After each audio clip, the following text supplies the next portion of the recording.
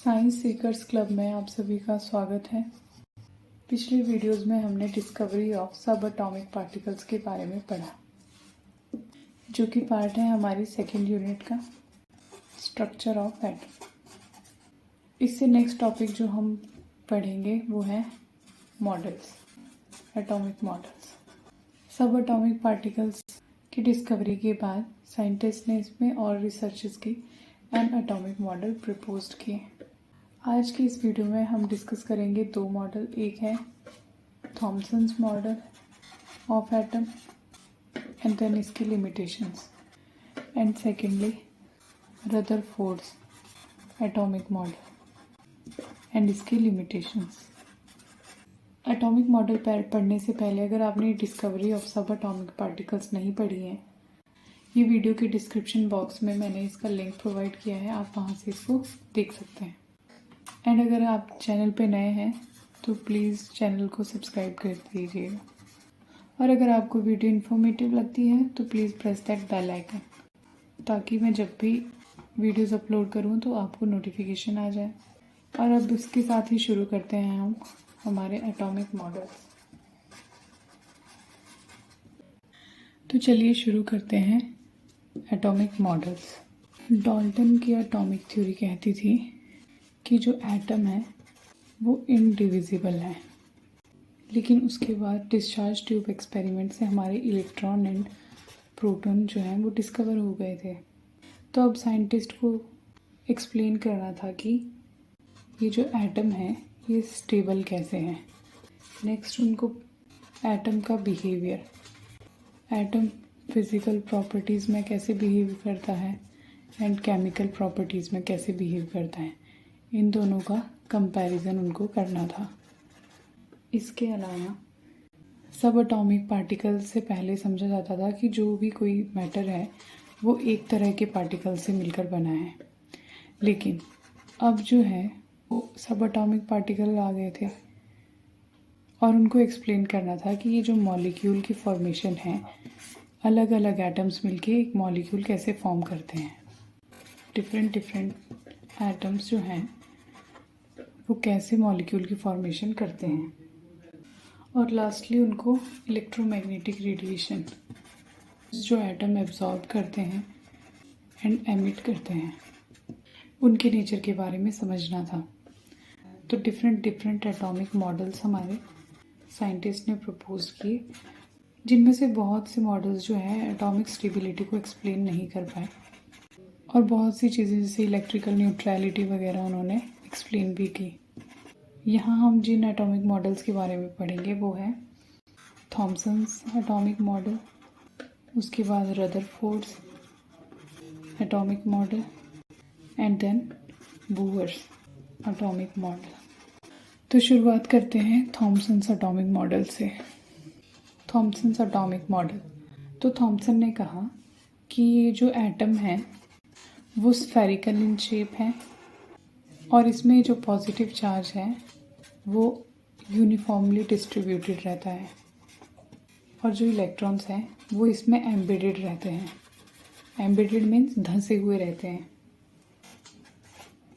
जैसे ये पूरा वाइट पार्ट जो है वो पॉजिटिव चार्ज हो और इलेक्ट्रॉन्स जो हैं इसमें धंसे हुए रहते हैं। जैसे वाटरमेलन में जो उसका रेड पार्ट है वो पॉजिटिव चार्ज हो, और जो उसमें वाटरमेलन के सीड्स हैं वो नेगेटिव चार्ज की तरह हो। जैसे क्रिसमस में पुडिंग केक, उसमें क्या होता है, जो किशमिश होते हैं वो उसमें एम्बेडेड रहते हैं। तो इसलिए इस मॉडल को जो था वो प्लम पुडिंग मॉडल या रेजिन पुडिंग मॉडल भी कहा जाता है, और इसको वाटरमेलन मॉडल भी कहा जाता है। अब इस मॉडल का पॉजिटिव पॉइंट ये था कि ये एटम की न्यूट्रलिटी को एक्सप्लेन कर पा रहा था कि जो एटम है वो न्यूट्रल होता है।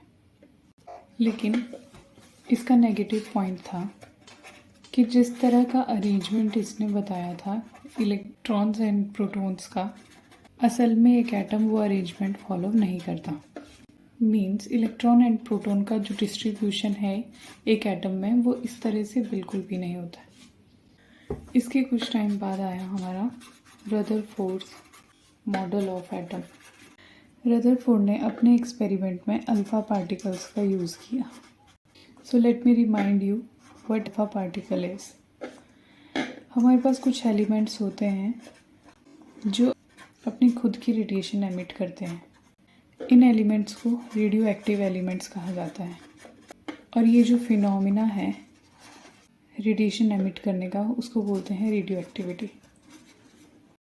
अब एक जो रेडियो एक्टिव एलिमेंट है वो 3 तरह की रेज एमिट करता है, alpha rays, beta rays and gamma rays. ये जो अल्फा रेज हैं ये हाई एनर्जी पार्टिकल्स हैं जिनमें 2 यूनिट पॉजिटिव चार्ज होता है एंड 4 यूनिट उनका मास है। चार्ज है उनमें 2 यूनिट पॉजिटिव चार्ज एंड उनका मास जो होता है वो होता है 4 यूनिट। तो ये कंक्लूड किया गया कि जो वो अल्फ़ा पार्टिकल्स हैं वो हीलियम न्यूक्लियाई हैं, क्योंकि जब ये 2 इलेक्ट्रॉन्स के साथ कंबाइन करती हैं तो ये हीलियम गैस प्रोड्यूस करती हैं। और ये बीटा रेज जो हैं वो नेगेटिवली चार्ज पार्टिकल्स हैं।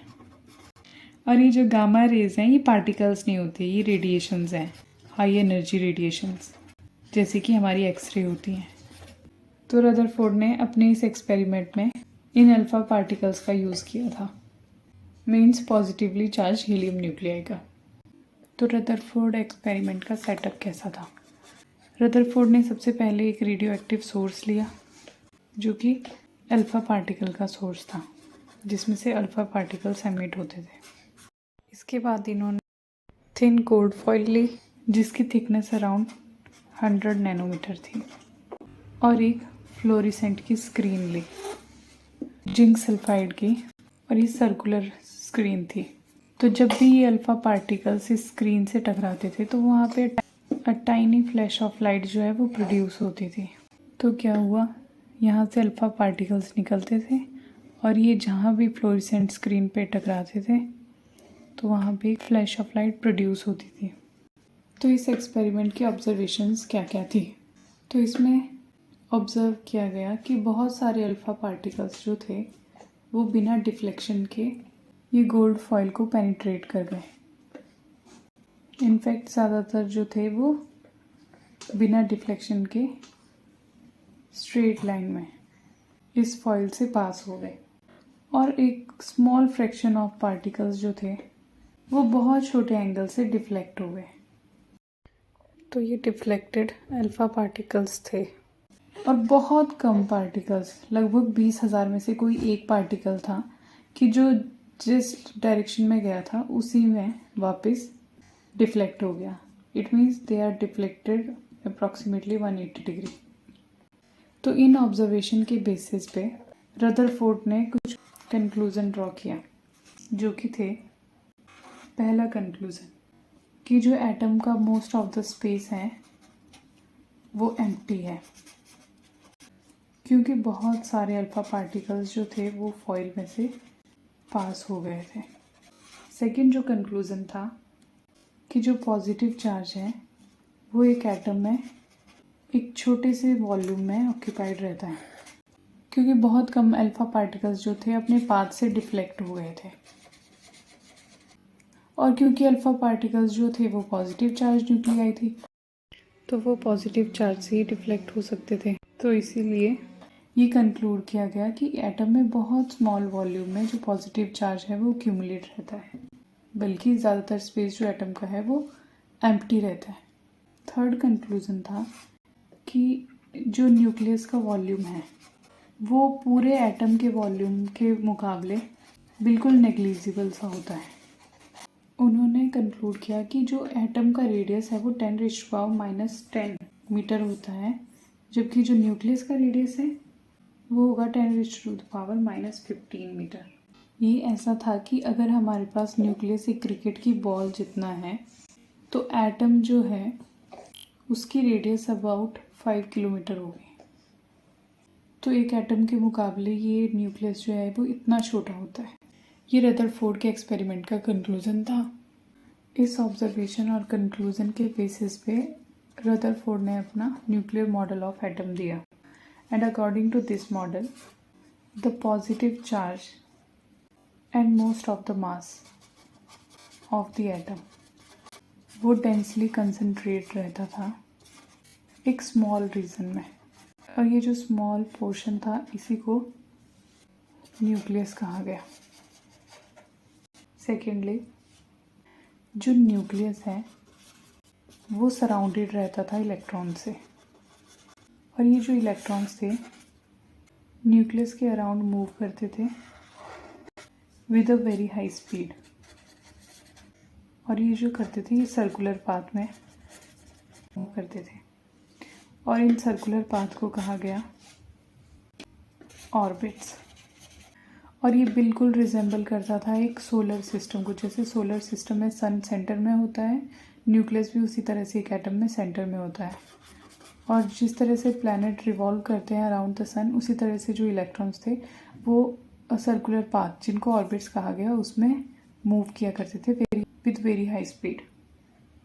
इनके मॉडल ने नेक्स्ट चीज़ जो कही वो थी इलेक्ट्रॉन्स, कि electrons and nucleus are held together by electrostatic force of attraction.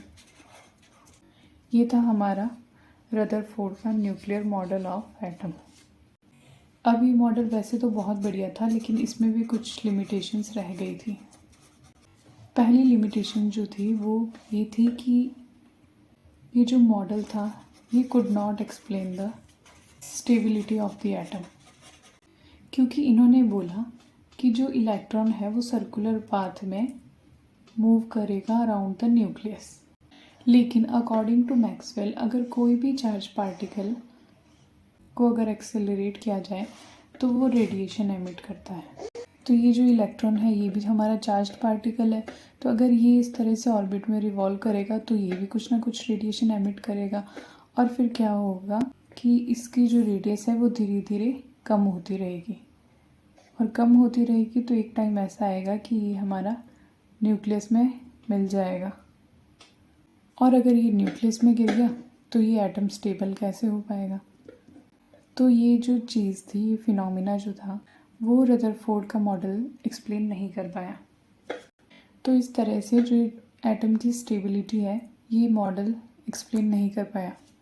इसके बाद this atom says nothing about electronic structure of atom. Atom में जो इलेक्ट्रॉन्स प्रेजेंट हैं उनकी रिलेटिव एनर्जी कितनी है, इनकी पोजीशन वगैरह, इसके बारे में ये थ्योरी एक्सप्लेन नहीं कर पाई।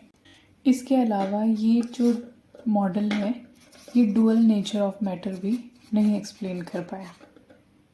और लास्टली ये atomic spectral line mission lines के बारे में ये एक्सप्लेन नहीं कर पाया। इसको हम इस चैप्टर में आगे पढ़ेंगे।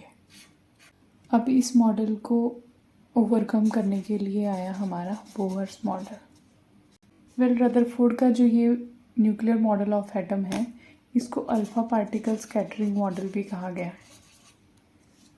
The next is Bohr's model of atom. Bohr's क्यों?